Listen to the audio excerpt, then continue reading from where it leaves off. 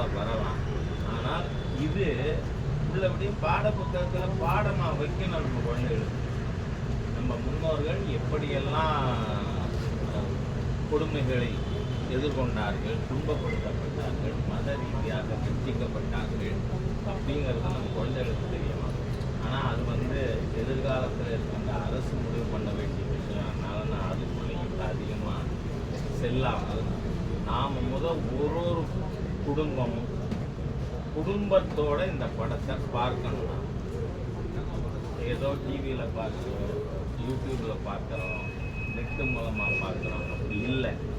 தியேட்டருக்கு போய் நாம் இந்த குடும்பத்தோட இந்த படத்தை அனைவரும் பார்க்க வேண்டும்.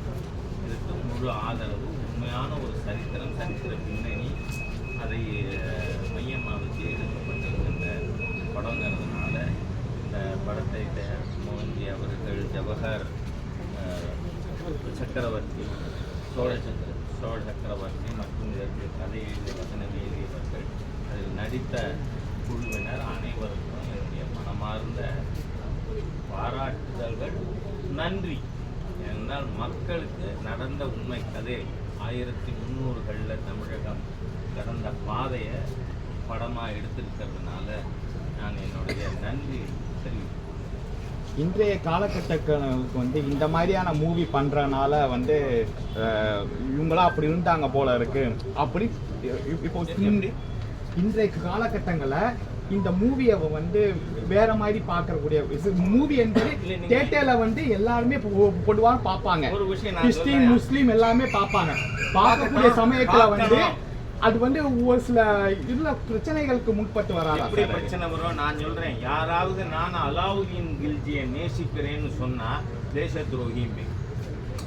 ஏனென்றால் ஆப்கானியர்கள் படையெடுப்பாளர்கள் இந்த நாட்டை சிதைத்து சின்னாபின்னப்படுத்தி எத்தனை ஸ்தலங்கள். இப்போ ஒன்றும் இல்லை, திடீர்னு நம்ம ஹெச்ஆர்என்சி மினிஸ்டர் ஒரு கெட்ட வார்த்தை ஹிந்துக்களுக்கு எதிராக கேட்டார் இல்லையா? என்ன ஊர்? சுசீந்திரம். அந்த சுசீந்திரத்துக்கு போங்க தயவு பண்ணி என்னுடைய ஊடக நண்பர்கள். எத்தனை சிலைகள் அங்கே மூலியா இருக்கு பாருங்க. அதெல்லாம் யார் பண்ணது? மாலிக் கஃபூர். அவன் அந்நியன்க, ஆப்கானியன்.